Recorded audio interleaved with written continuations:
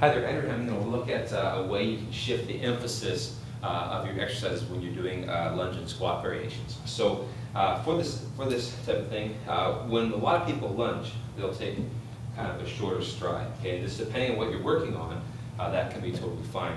A shorter stride in a lunge is going to obviously result in more shin angle this way, and this will place a greater emphasis of the lunge on the quadricep muscle. Okay, on the flip side of that, if I take a longer stride, okay, either going forward or back and end up being more here with the vertical tibia, this will shift the focus more into the hip. And so you have this luxury. You see the same thing with a squat, right? If I tend to take a wider stance and really emphasize sitting back when I'm squatting, I'm going to end up hitting a bit more hamstring and hip focus. If I take a more upright stance and allow more forward knee movement, I'm going to use the quads a little bit more. Okay. Now, one of the things to consider when you're making these decisions is that, first of all, what's your goal?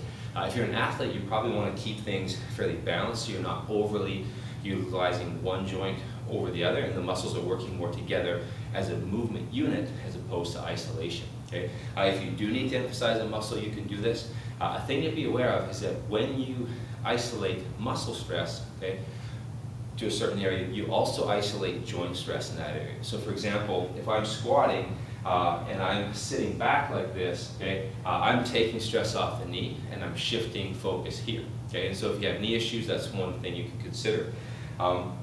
When I go into this position here, yeah, this is a very, very quad focused motion, but as a result, there's going to be more stress on the knee. So sometimes your decision is based on your goal, trying to isolate a muscle. Other times your decision of how you do a movement should be based more on how it's feeling for certain joints. And if you're finding that a joint is being irritated by a movement, moving the stress a little bit away from that can help you out. Enjoy.